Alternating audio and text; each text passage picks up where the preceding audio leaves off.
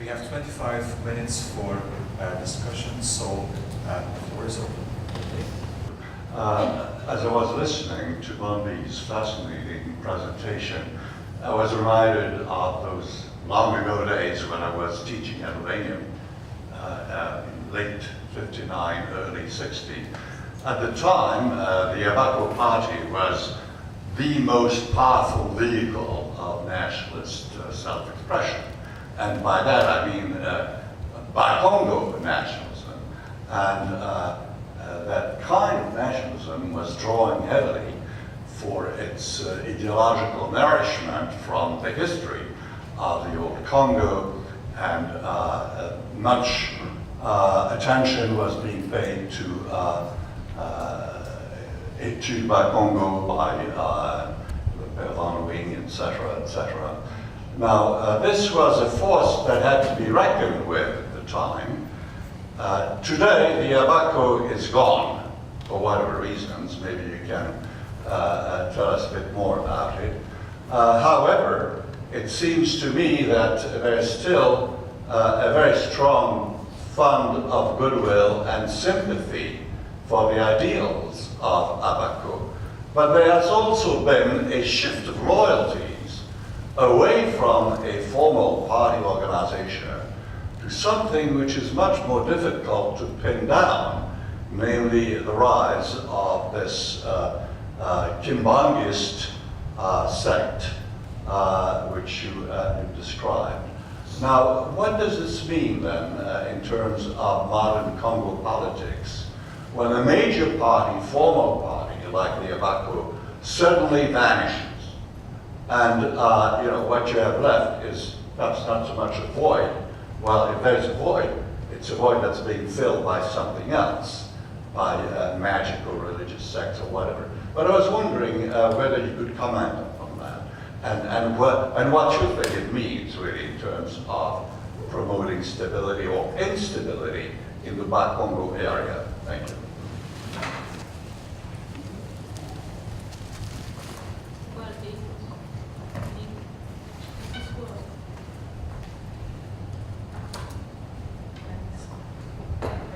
It makes all this.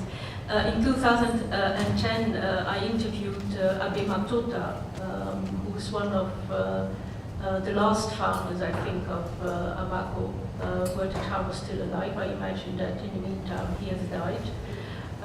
He was well into his 80s, but he still refused to speak Lingala. And I imagine that he must have been the only person in Kinshasa left who refused to speak that language.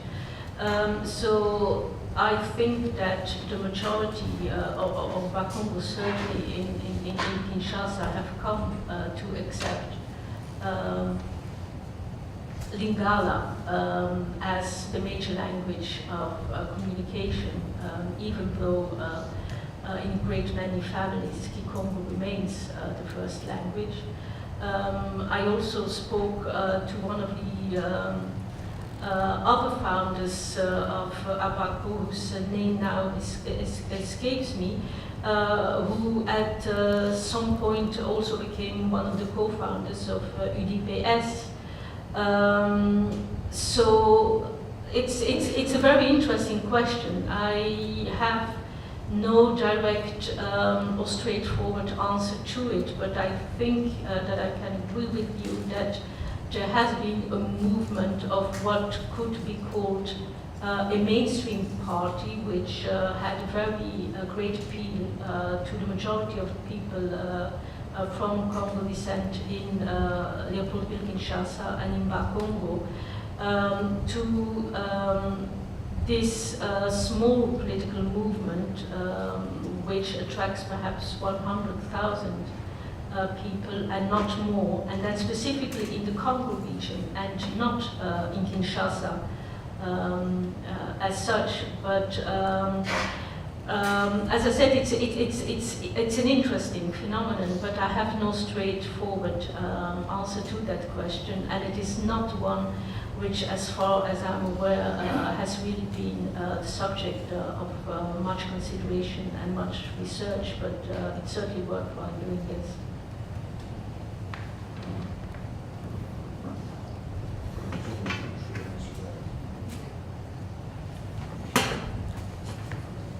Thank you. That's a very interesting question. But there are several reasons why the Congo has declined in Kinshasa. First of all, it's a matter of population. There was a time where the population of Kinshasa was essentially Bakongo. The situation is not the same anymore.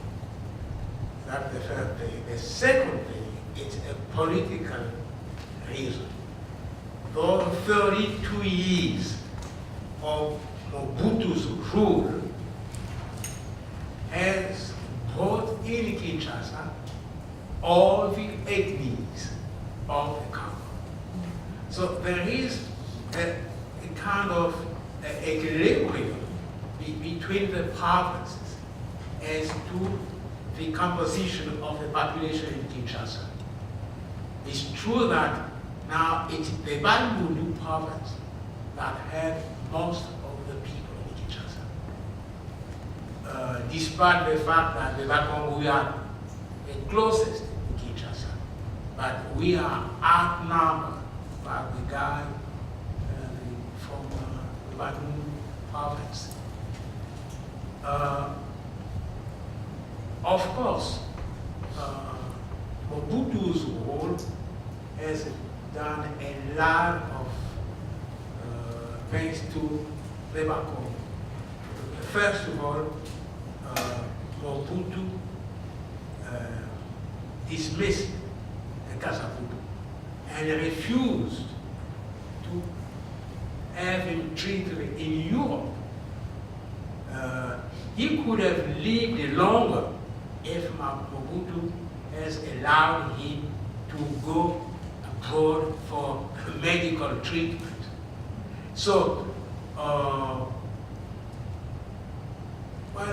the Bakongo did not like Mobutu, but since he was a military and a dictator, and he had no pity for all those who were opposing his rule.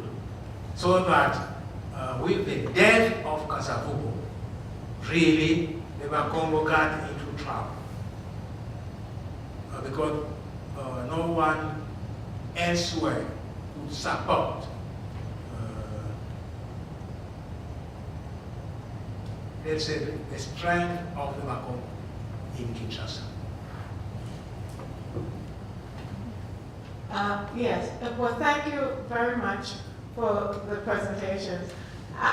Looking at the perspective of the politicization of the Bakongos or Congos from an Angola perspective, it's intriguing because there, with the center of the old kingdom very much present in people's everyday life, in their memory.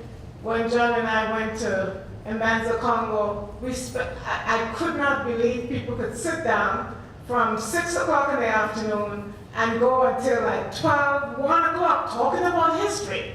Everybody knew that history. And now you have, individuals and groups just, expanding the terrain of that history to all of South Africa. And one of the things that sort of always, because I do contemporary politics, I'm doing now the Caribbean, a course on the Caribbean and Africa, and DRC and Angola are two of the areas that I compare with the Caribbean. And I'm just wondering if in fact the sense of identity in the state was much more, formed a living identity within people's, psyche, and it was much more present in fact, Angola, despite all the things, but there was in fact a sort of something visible, some leadership, some person identified as a king, which still even during the most horrible times of the MPLA, there was a cultural king who we met who had to look at his notes, but he was there. And I think that might explain some of the difference. Now, what I want to ask is, why is it that the Congo elements in the Kimbanguas feel so antagonistic against the Angolans. I think you could look at that from the context of the politics of the Angola state, which in fact at this time is just throwing out and expelling large numbers of so-called DRC nationals, many of them with in fact Angolan Kongo ancestry. So I just wanted to know if this, you could speak a little more to, because if you look at the situation from an Angolan perspective, an Angolan Kongo perspective, Kongo is very much alive.